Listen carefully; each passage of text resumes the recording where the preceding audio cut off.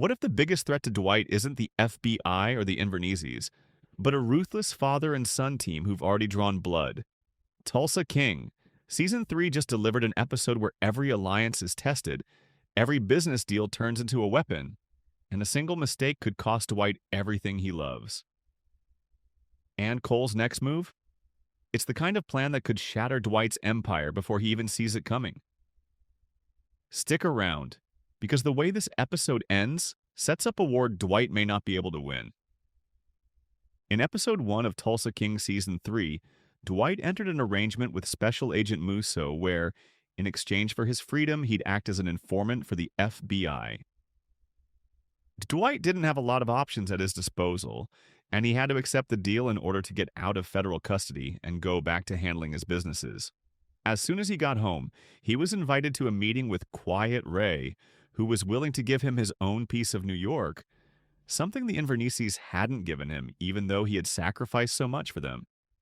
In exchange for a share of Dwight's profits, Dwight rejected that offer and headed back home to properly reunite with Mitch, Bodie, Tyson, Margaret, Goody, Grace, Joanne, and Bigfoot. That's when Mitch came up with a business proposal.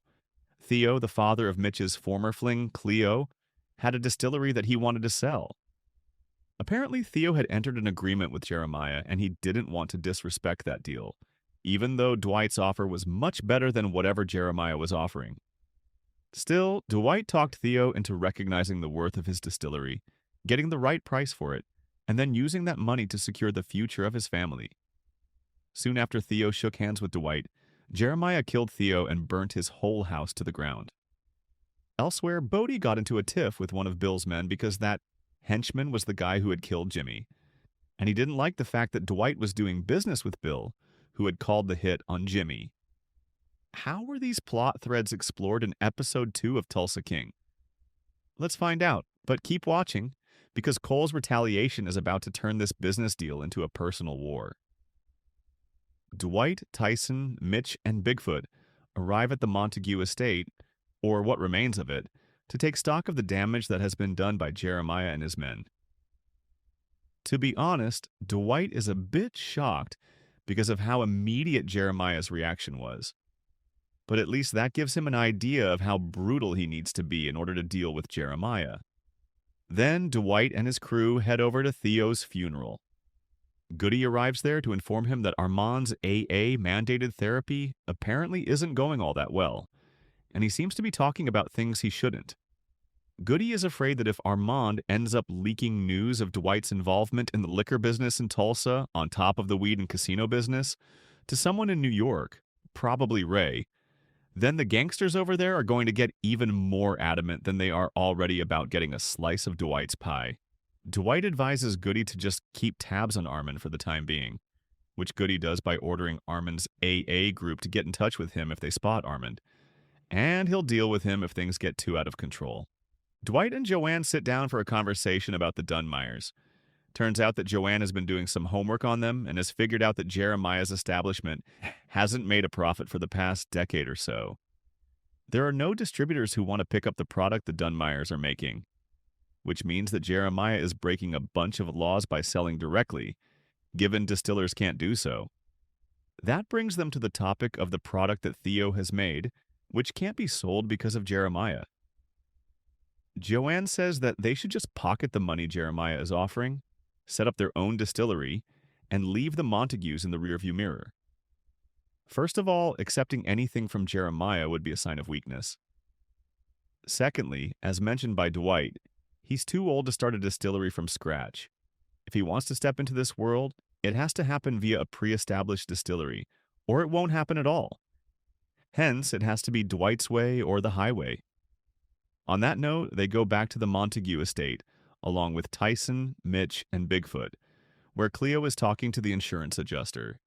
But just when Dwight thinks he's holding the upper hand, a much darker move is already in motion. As if the affair with Jeremiah isn't complex enough, Bill shows up at the distillery to complain about how Dwight didn't tell him about them jumping into the alcohol brewing business and that he is going up against Jeremiah. Bill tries to put a stop to this whole thing, but Dwight is already too deep into it to back out. Hence, Bill has two options. He can help Dwight, or he can go home. After a lot of back and forth, Bill agrees to lend his vans to transport the liquor to the distributors, and in exchange, he wants 50% of the profits.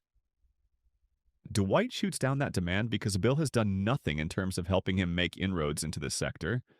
So, Dwight makes Bill an offer based on the amount of liquor he and his crew will be able to move on any given day. And he keeps lowering Bill's share until he says he'll think about Dwight's proposition. Cole informs Jeremiah about the business that Dwight and Bill are doing with Walden. So, while Jeremiah goes to Walden to punish him for his betrayal, Cole prepares to go after someone that Dwight cares deeply about, which is Mitch. Unaware of all this, Dwight and Coenitus keep making batch after batch of alcohol. Mark and Tyson have a complicated conversation about how the latter's association with Dwight is robbing him of his personality and compelling him to think that the expensive stuff that he wears or rides is what he truly is. Is this going to change Tyson's perspective because Mark has been saying the same thing since the last 2 seasons and Tyson hasn't matured at all? Well, maybe the third time's the charm. And while Tyson wrestles with identity, Cole sharpens the blade meant to cut right into Dwight's heart. Dwight pays Cal Thresher, who is apparently running for governor, a visit to tell him that when he wins the election, he should remember that he was shown by Dwight and give him the leeway he needs to thrive in the weed, casino, and booze sectors. I'm going to be honest, the way Dwight is throwing around threats left, right, and center to get his allies to work for him, I am afraid that it's going to backfire.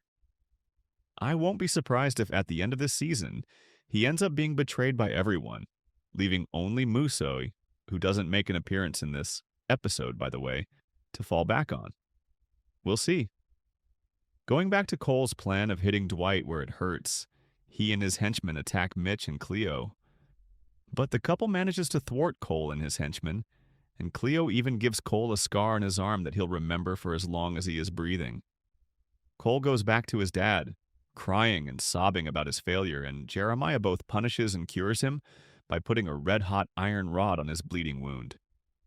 If that brutal punishment is what Jeremiah calls love, imagine what he's saving for Dwight.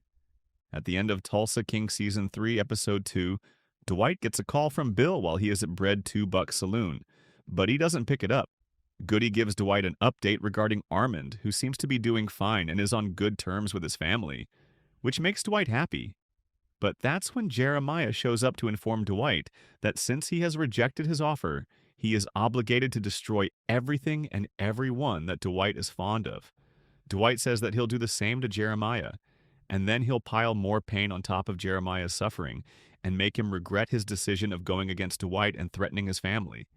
Cole's failure might have been temporary, but Jeremiah's declaration means the real war has only begun. What do you think? Will Dwight's threats keep his empire safe, or will his enemies finally outplay the general?